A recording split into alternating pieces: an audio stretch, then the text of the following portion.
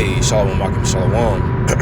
First and foremost, as always, I want to give all praise, all honor, and all glory to Yahweh, Bahasham, Yahweh Shai, Bahasham, Rachak Wadash. Once again, I want to say, call halal Yahweh, Bahasham, Yahweh Shai, Bahasham, Rachak Wadash. Double honors to the apostles and the elders of Great Millstone that taught us this truth and that's still teaching this truth. And much peace, love, and salutation to the elect of Yahweh, Bahasham, Yahweh Shai, that's pushing this word with all truth and sincerity. I'm the brother Tazamah from the Great Millstone Dallas camp, and I'm coming back today with another lesson. And Lord willing, this lesson will be edifying to you Akim and you Akwat that listen to these videos and that are calling upon Yahweh Basham Yahweh Shai in sincerity and in truth. All right, fighting to get out of here, as we understand and know that the time is near for Yahweh Shai HaMashiach to return to deliver his elect, to destroy this wicked-ass kingdom that we live in. All right, today's title of the lesson is going to be, Let Us Break Their Bands Asunder. All right, let us break their bands asunder. And this is a thought that I had yesterday. I was speaking with the elder Aranazai at our camp yesterday. And, when you read Psalm, the 2nd chapter, and really understand the totality of what it's saying, Psalm 2, and it encompasses a lot in very, very few words. Like for example, like you have the book of Obadiah, which is, the shortest book, one of the shortest books in the scriptures, if not being the shortest book in the scriptures. You have that in the book of Philemon. But, the book of Obadiah, encompasses a whole lot in few words. It talks about how Esau will rise into power, but pretty much how the Lord is against him and how he's going to be brought down and eventually destroyed and how we're going to rise at the very end. You know what I mean? But, Psalm 2 is the same way. It talks about how, as we're going to get, pretty much, these elites, they understand and know our connection with Yahweh Ba'ashem Yahweh Shai. They understand and know. They understand and know that Yahweh Shai is going to return in the chariots. Hence the reason as to why they have the sixth branch of military called the Space Force. They set their nest in the heavens and the stars, which is their weaponry. And they're moving so fast to, try to implement their NWO system. The digital currencies and the AI, the AI technology, pretty much rebuilding a technological Rome. But as the scripture says that the Lord is going to disappoint. Matter of fact, let's actually open up with that now that I'm quoting it. Let's open up with it. How the Lord is going to disappoint the devices of the crafty. Esau is not going to get away with all the things that he's doing. But it's really the Lord putting it in the spirit to do these things. Esau is not doing nothing. Esau is not doing anything, and nobody is on the planet Earth is doing anything based upon their own will. Okay, this is the book of Job, the 5th chapter, verse 12. All right, it says that Job 5 and 12, he disappointeth the devices of the crafty, so that their hands cannot perform their enterprise. You see that? So he's going to disappoint. He's going to disappoint the devices or the imaginations and the schemes of the crafty. And the crafty is talking about the elite. That work in secrecy, that work evil upon their beds, as is written in Micah 2, as if nobody sees what they're doing. Because their whole MO was to operate off of secrecy. Back, many years ago.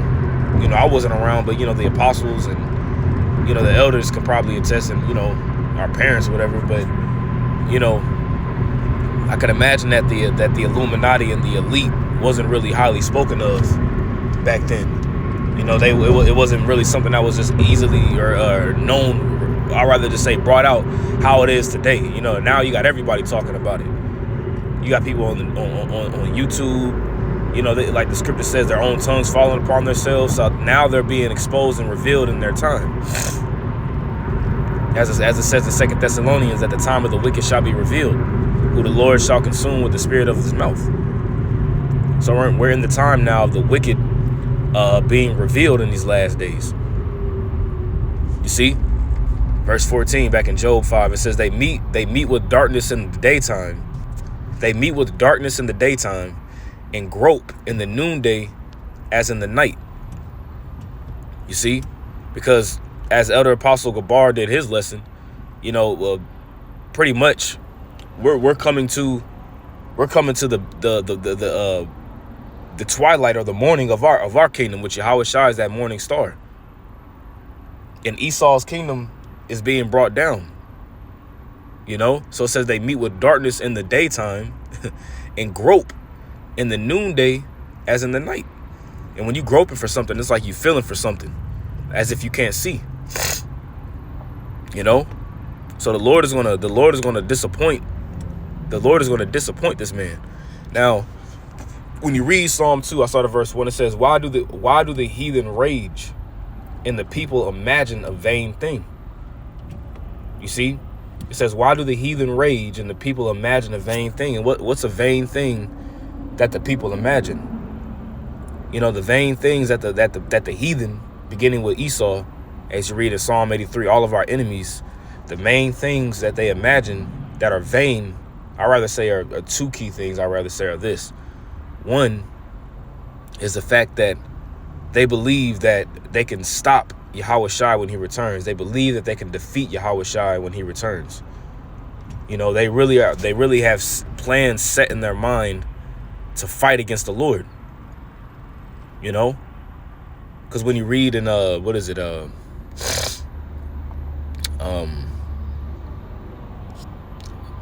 it Revelation 17? Let me go there real quick. I mean, it's also in Revelation 12, but I think it's in Revelation 17 as well too.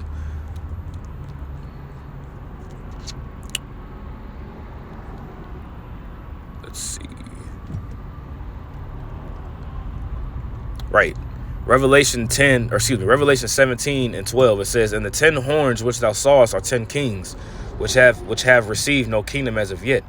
And these 10 horns are pretty much the 10, during the time of ancient Rome, you had the 10 vassal states that were in league with Rome. But now you have NATO and you have these different EU, nations that are in league together, which forms this whole beast system, right? It says, but receive power as kings 1 hour with the beast. And this beast is, like I said, NATO and the EU, they all work in tandem to pretty much subjugate the whole world. It says, these have one mind and shall give their power and strength unto the beast. You see that? All in agreement with one another. When it comes to the financial sector of things, as well as the military sector. But now you have these different nations that are, these different NATO and EU nations that are bucking up against the whore. America, Babylon the Great, which controls this beast, which rides upon the beast. See? Verse 14, it says, these shall make war with the Lamb. You see that? So who's the Lamb talking about here? The Lamb is Yahweh Shai. So when Yahweh Shai returns, they're gonna try to make war with Yahweh Shai, man. They're gonna try to fight against him. That's why you had Ronald Reagan, that old ass demon. You know what I'm saying? You had Ronald Reagan that came out, and said that if there's, for lack of better words, I'm not saying it verbatim, but pretty much if there was any kind of outside entity that was to enter into this world, all nations will need to come together to fight against it. So they know exactly who's coming. They know exactly who's coming and who he's coming for. They know. Why you think they're moving so fast to try to cut us off with this whole jump shot juice that they putting out there? Now you got all these train derailments that are all these toxic chemicals are going into the air. On top of the chemtrails, on top of the contaminated water and the contaminated food. Now they want to jump shot the chickens due to a random bird flu outbreak. You got all these farms that are just being destroyed, So you clearly see what they're doing. You clearly see that there's a culling taking place, right? So it says, these shall make war with the Lamb, and the Lamb shall overcome them. You see that? The Lamb is going to, Yahweh Shai and the angels are going to completely obliterate Esau and his military. Satan's angels, if you will. It says, for he is Lord of lords and King of kings. See that? And that's why he's going to come back with many crowns on his head. It says, and they that are with him are called and chosen and faithful. Talking about the elect. You see, because simultaneously, as destruction is taking place, you're going to have salvation take place as well, too. You see that? Simultaneously, salvation is going to take place as well. We're going to be, Lord willing, I'm over that number. We're going to be called into the chariot as a bride adored for her husband and then come back down. New Jerusalem coming out of heaven.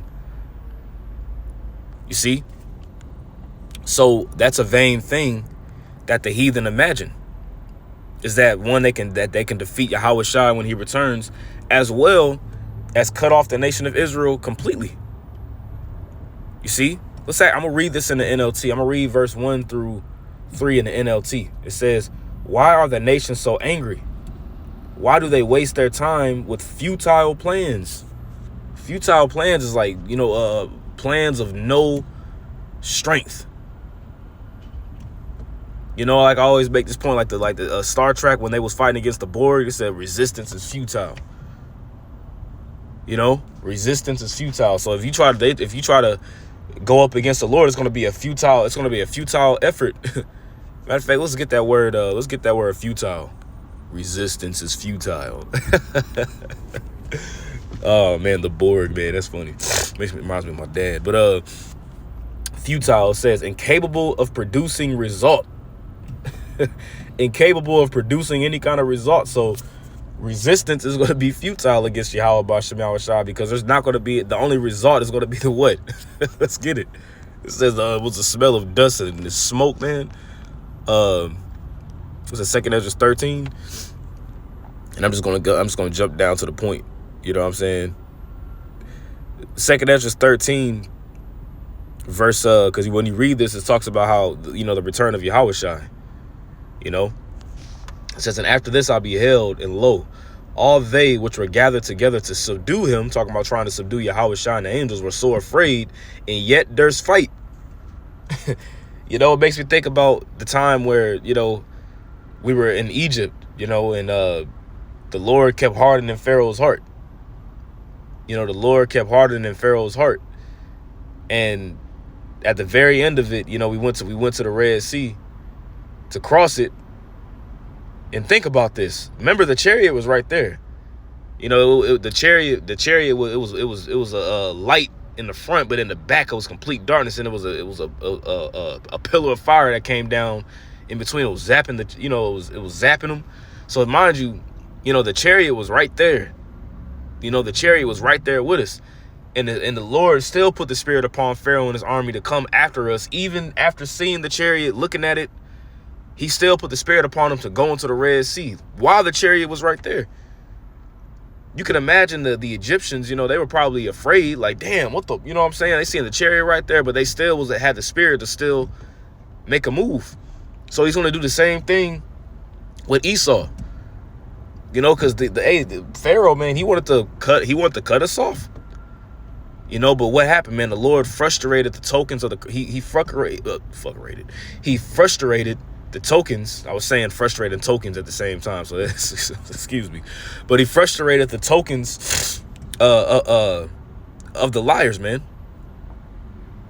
All these different quote unquote omens and signs that Esau has, that he's doing, he's not going to be able to fulfill them. So it says, and after this, I beheld, and lo, all they which were gathered together to subdue him were so afraid, and yet there's fight. And lo, he saw the violence of the multitude that came, because it's going to be a whole, it ain't just going to be one military, it ain't going to be just 3 fighter jets, it's going to be a whole slew of fighter jets, helicopters, tanks, weapons from the heavens. You know what I'm saying? Foot soldiers, submarine. It's going to be all kinds of military personnel that's going to be coming up against the Lord. And I personally think that it's going to be, it's going to be a chariot that the whole world is going to see. So everybody in their respective places are going to be shooting at it, which also I truly believe that that's going to be a big reason as to why all these different weapons that all these different weapons are going to be destroyed. Like it says that in the kingdom they shall learn war no more. You know, a lot of their weaponry is going to be try to be used against Yahweh Shai when they return. You know, when he returns, it says, I saw the violence of the multitude that came, and he neither lifted up his hand nor held sword nor any instrument of war. Right? But only I saw that he sent out of his mouth as it had been a blast of fire, which is that laser beam, man. You know, that those lasers that are going to come out, man, and completely disintegrate anything that they touch. It's not going to be any kind of metal or any kind of defense that's going to be able to comprehend the power of Yahweh B'Shem Yahweh Shai. And out of his lips a flaming breath, and out of his tongue he cast out sparks and tempest. And they were all mixed together, the blast of fire, the flaming breath, and the great tempest. It says, and fell with violence upon the multitude which was prepared to fight, and burned them up every one, so that upon a sudden of an innumerable multitude nothing was to be perceived, but only dust and smell of smoke. When I saw this, I was afraid. And that's what futile, man. It is incapable of producing results. So it doesn't matter about how many military personnel you have. It's not going to produce a result of success. Vain. You see that? Why does the heathen imagine a vain thing? Worthless, futile. As a figurative use, literally pouring out easily emptied. You see, the plans of Esau are going to be easily taken down. You see, to pour, melt. Oh man, it says to pour or to melt, man. There's a scripture in Psalm where it says, as a snail melteth. What is it? I want to say it might be Psalm 7 or Psalm 9. Psalm 58, that's what it is. It says as a snail which melteth. You know, when you pour salt on a snail, you know, that snail eventually begins to melt. It says, as a snail melteth, let every one of them pass away. Meaning the wicked. It says, like the untimely birth of a woman, that they may not see the sun. Before your pots can feel the thorns, which they would, you know, in the ancient world, you know, to get a fire started really quickly, or to make a fire like hot really quick, you would throw thorns into it. It will be real fast, but the thorn it will die down very quickly, right? So it says, before your pots can feel the thorns, he shall take them away as with a whirlwind, both living and in his wrath. See that? And that whirlwind is that nuclear destruction ultimately. You know, the fire from the chariots as well as the nuclear destruction. And the righteous shall rejoice when he seeth the vengeance. And that vengeance is talking about the vengeance of Yahweh Shai. The righteous is the elect. You know, which we're going to see the vengeance that's going to come down upon our enemies, man. The righteous shall rejoice when he seeth the vengeance. He shall wash his feet in the blood of the wicked. And the wicked is talking about these Edomites, man. He's going to wash his feet. You know, when it says wash our feet, doesn't mean that we're literally going to have the blood of the wicked in basins and be dipping our feet in it, sitting down. No, it means that it lines up with Malachi, the 4th chapter, where it says that we shall walk upon the ashes.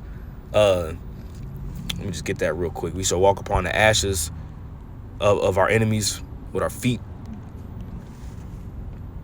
Right, verse 3, Malachi 4 and 3. And ye shall tread down the wicked, right?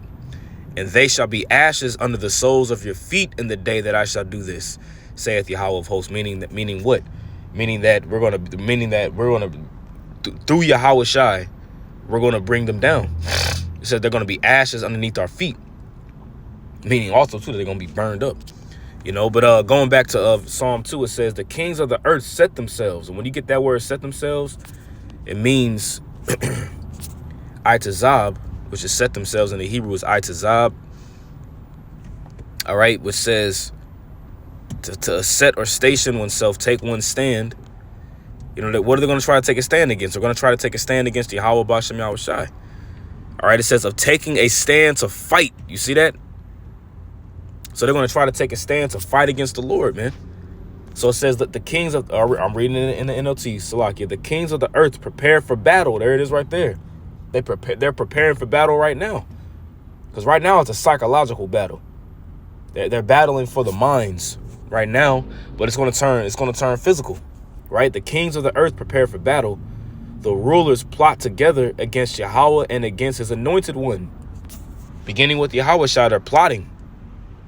See, that's why they have these forums. You know, the World Economic Forum and all these different forums that they have. They're plotting against the Lord, man. They're plotting against, coming up against Yahweh Bashem Yahweh Shai and his elect. You see, the rulers plot together against Yahweh and against his anointed one. And the main anointed one is Yahweh Shai, man. Verse 3, check this out. Let us break their chains. And a chain is our connection with Yahweh Bashem Yahweh Shai, man. You see?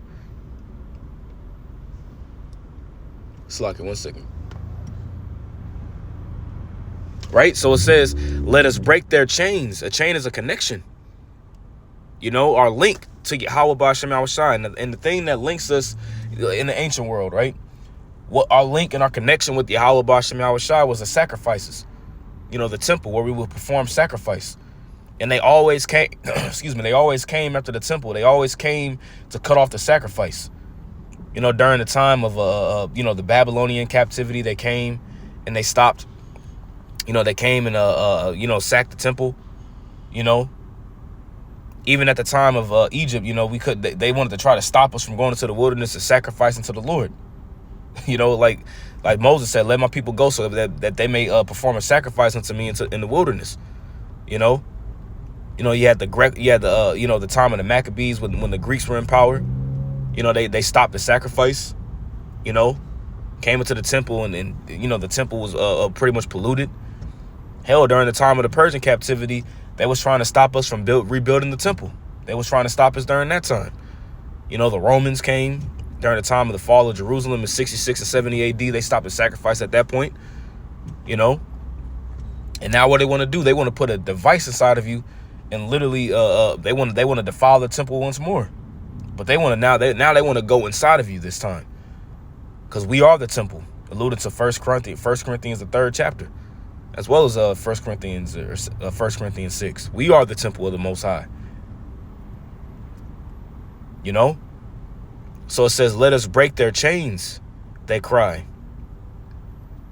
Right. And that word bands or chains is mawasar. Okay, mawasar. But you have bands, like a bond. You know, our bond with Yahweh Bashem Yahweh Shai is that connection. Because if you get that C-hip inside of you, you know, he's in you. That connection is going to be, that connection is going to be tainted.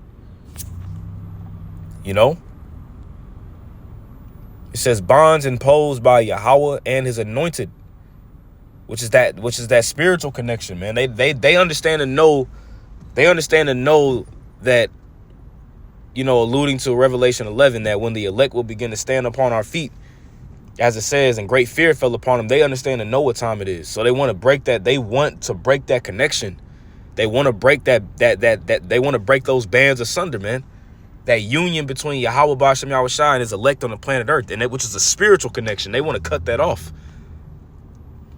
Think about it. You know, when we was in Egypt, let me just pull it real quick. It says mightier. Yeah, here it is. Exodus 1:7.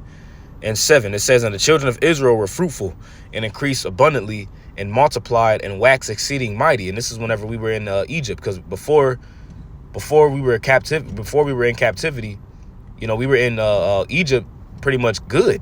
You know, we were living all right. You know, then you had the rise of the Hyksos, which we believe, you know, were Israelites. They were known as the Shepherd Kings. You know, we were in Egypt. We emerged in Egypt as a powerhouse, and the land was filled with them. You see, the land of Egypt was filled with Israelites. After you know, when Joseph was on the scene, you know, we were in there. We multiplied, and there arose up a new king over Egypt, which knew not Joseph, and said unto his people. Now, mind you, Pharaoh today is Esau. And said unto his people, behold, verse 9, said unto his people, behold, the people of the children of Israel are more and mightier than we. You see that? Come on, let us deal wisely with them. Lest they multiply, and it come to pass that when there falleth out any war, they join also unto our enemies. and fight against us, and so get them up out of the land. You see, so they was like, nah, we got to cut these people off. At least if there's any kind of war that break out, they become stronger than us. We need to cut them out. They did the same thing. They did the same thing with Yahushai. The slaughter of the innocents. When Yahushua was on the scene, Herod was trying to cut him out, by slaying the firstborn males, the males specifically. The males specifically. That's what he wanted to do. And they did the same thing in Egypt. They did the same exact thing in Egypt. So what do you think they're going to do again? What do you think that they're going to do again? They're trying to cut us off from being a people, man. That connection, which is really a spiritual connection, that they want to cut off. You know what I'm saying? So it says in verse 3, it says, let us break their chains, they cry, and free ourselves from slavery to the Most High. So they understand and know that they're going to go into captivity. They know that they're going into slavery, man. So this war, right? Everything that you see going on the planet Earth right now, all the psyops, the devices of the crafty, all these different things that Esau is doing right now, is all aimed at what? It's all aimed at going against Yahweh Ba'ashem Yahushai and cutting off his elect. That's what everything that you see going on the planet Earth right now is aimed at these two things, because through Yahushua returning and through the elect being raised up, the whole nation is going to be saved. The whole nation of Israel. Even the 2/3, when they die off on this side, they're going to come back. But Esau wants to cut that. He wants to cut that off entirely. He wants to cut that off completely. That's why the scripture says that, the Lord is he's going to laugh at their plans, man. He's going to laugh at when their fear cometh. So, it was just a thought that I had. Lord's will, this lesson was edifying to the elect of Yahweh Ba'ashem Yahushai. I'm going to give all praise, honor, and glory to Yahweh Ba'ashem Yahushai, Ba'ashem Rakakwadash. Double honors to the apostles and the elders of Great Millstone that taught us this truth, and much peace, love, and salutation to the elect. Shalom.